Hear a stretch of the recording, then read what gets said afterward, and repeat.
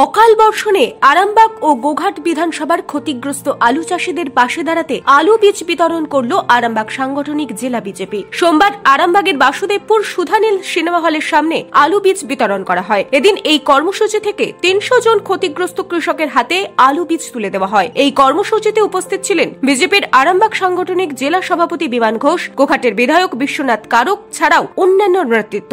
এদিনের এই মঞ্চ থেকে তৃণমূল নেতাদের নাম ধরে ধরে কটাক্ষ করতে ছাড়েনি বিজেপি নেতৃত্ব।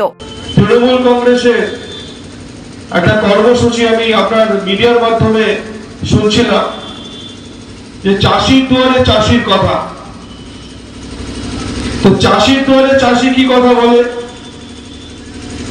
শুধু তার বাড়িতে গিয়ে তার পয়সা খরচ করিয়ে চা খেয়ে আসা, না সেই চাষিকে কিছু সহযোগিতা করা, কৃষকদের কিছু সহযোগিতা করা। এই আরামবাগ সাংগঠনিক জেলায় ভারতীয় জনতা পার্টি আরামবাগ সাংগঠনিক জেলা যখন একটার পর একটা কার্যক্রম করছে, বড় বড় কার্যক্রম, তার পাল্টা কর্মসূচি তৃণমূল কংগ্রেস করছে। যদিও প্রত্যেকটা কর্মসূচি আমাদের সঙ্গে পাল্লা দিতে গিয়ে ফ্লপ হচ্ছে, তবুও করছে।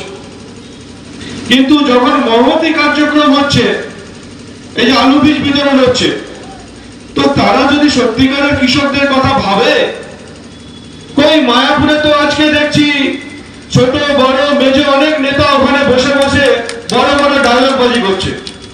কই ৩০০ বস্তা ৪০০ বস্তা ৫০০ বস্তা আলু বীজ মায়াপুরে ঢেলে কই কৃষকদের তো বিলি করতে পারলো না। শুধু মুখের কথায় চিড়ে ভিজবে না। যখন সরকারি প্রকল্পের টাকা চুরি করবে, বিভিন্ন মানুষের কাছ থেকে টাকা চুরি করে পকেটে ভরবে, তখন খুব ভালো লাগে। আর যখন কৃষকদের দিতে হবে, তখনই যত আপত্তি হতে। তাই এই তৃণমূল কংগ্রেসের নেতাদের বড় বড় ডায়লগ বাজি সাধারণ মানুষ বুঝে গেছে। সত্যিকারের মানুষের পাশে কারা আছে সেটা মানুষ আজকে বুঝতে শিখেছে। গতকাল আমরা আরামবাগ সাংগঠনিক জেলার আদিবাসী মোর্চার পক্ষ থেকে একটা প্রশাসন বের করেছিলাম র্যালি, যেখানে প্রায় ২০০০-এরও বেশি আমার পেছিয়ে পড়া আদিবাসী সম্প্রদায়ের প্রতিনিধিরা উপস্থিত। এই বিষয়ে বিমান ঘোষ বলেন, গরিব চাষীদের আর্থিক সহায়তার জন্য এই আলু বীজ বিতরণ করা হলো। অকাল বৃষ্টিতে আলু চাষীদের বীজ নষ্ট হয়ে গেছে, তার জন্যই এই কর্মসূচি।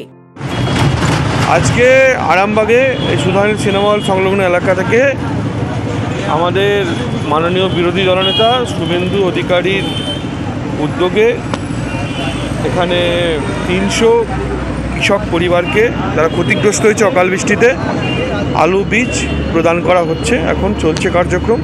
আমাদের গোঘাট বিধায়ক বিশ্বনাথ দা আছে, মধুদা স্কুল গিয়েছিল, আসছে মধুসূদন বাগ আরামবাগের বিধায়ক।